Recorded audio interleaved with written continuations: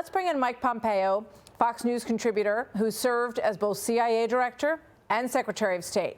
Both of the people who hold those positions now, John Ratcliffe and Marco Rubio, were part of this Signal group chat. So, Secretary Pompeo, always good to see you. We have been watching, obviously, this live response from the White House, clearly an effort to sort of put this story to rest at this point. What did you think of how the president handled this?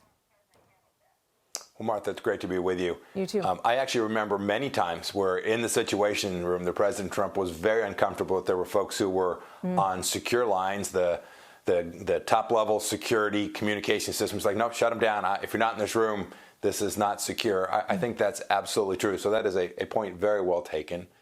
Second, look, there was clearly a mistake here made. The President talked about the fact that people learn from mistakes. It was a mistake to put this level of sensitive information into a communication system, this time Signal, where you could actually fat finger somebody in who wasn't supposed to be there. Martha, we've all done that. Yep. It's one of the reasons you have the classified systems is that nobody's in there whose address isn't authorized to see that level of secure information.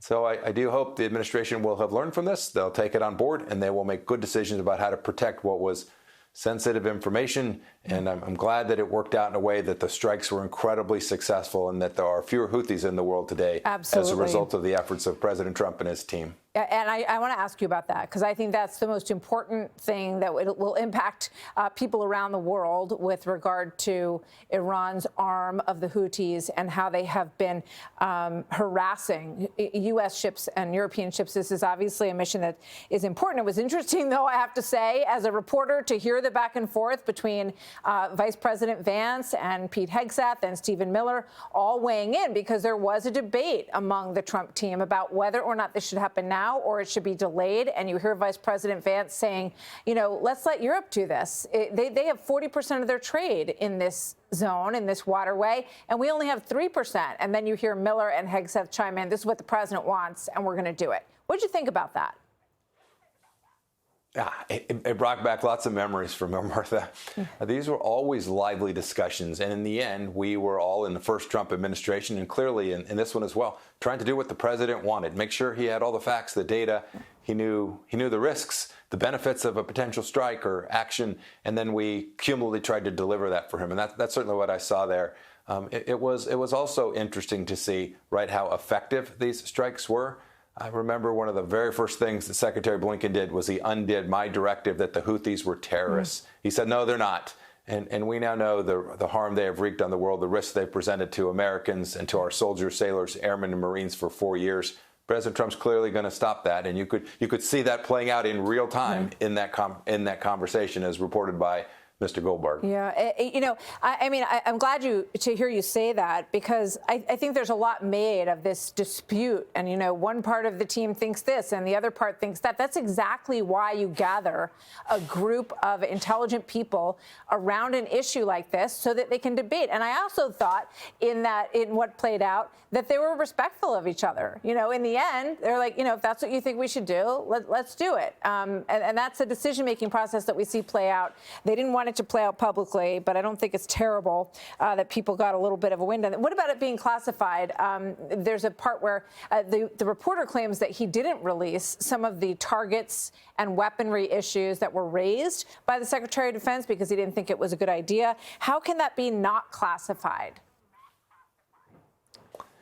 Martha, we'll have to see. I haven't seen what was in there. I guess none of us have seen that. We'll have to see what was there. I mean, if you had targeting information and the like, whether it's formally classified or not, it is very sensitive. And these are the kind of things that are really important to keep secure and private. So I absolutely agree that that's good. And by the way, I'm glad the reporter didn't release the name of the CIA official who's still apparently an operative. So, you know, good for him.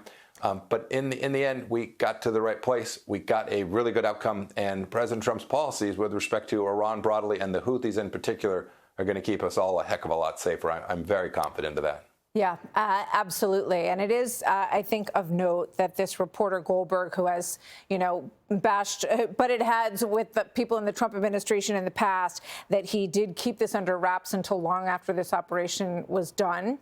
So I think, that's something that's worth noting in this situation. Let's watch Michael Waltz, because I think this was the other reason that this became a live event rather than an off-the-record, behind-closed-doors event. I think that it was designed to give Michael Waltz an opportunity to respond to all of the discussion around this. And here's what he had to say. Let's watch National Security Advisor Mike Waltz. Mr. President, you asked about lessons. I think there's a lot of journalists in this city who have made big names for themselves, making up lies about this president, whether it's the Russia hoax or making up lies about Gold Star families. And this one in particular, I've never met, don't know, never communicated with, and we are looking into and reviewing how the heck he got into this room. But I'll tell you what, the world owes President Trump a favor. Under Biden, global shipping was shut down. Pinprick attacks, months between them, our destroyers being fired upon dozens of times. President Trump took decisive action with his national security team, took out the head missileer, knocked out missiles, knocked out headquarters, knocked out communication sites. And for once, as we hear, as you all hear from every one of our allies, thank God for American leadership again. Thank God for American strength. You're welcome, Lord. We had a national security team that was coordinating these efforts. As Director Ratcliffe testified today, his first day on the job, he was introduced to this app on his government systems at the CIA and at the State Department and otherwise. So, look, this journalist, Mr. President, wants the world talking about more hoaxes and this kind of nonsense rather than the freedom that you're enabling. And a key part of our sovereignty is open sea lanes and knocking the crap out of terrorists, which is exactly what your team and Pete Hegseth, a good friend and fellow veteran, is leading the charge on, and it's an honor. So obviously, the president giving Mike Waltz an opportunity to speak his mind on this issue and to try to put this to rest and put the focus back on the mission itself. He clearly has the support of the president and of the people in that room, Secretary Pompeo. Yes, and he should. Full disclosure, I know Mike Waltz. I consider myself a friend of Mike Waltz. I consider myself someone who admires all that Mike Waltz has done for this country and has continued to try to do every day.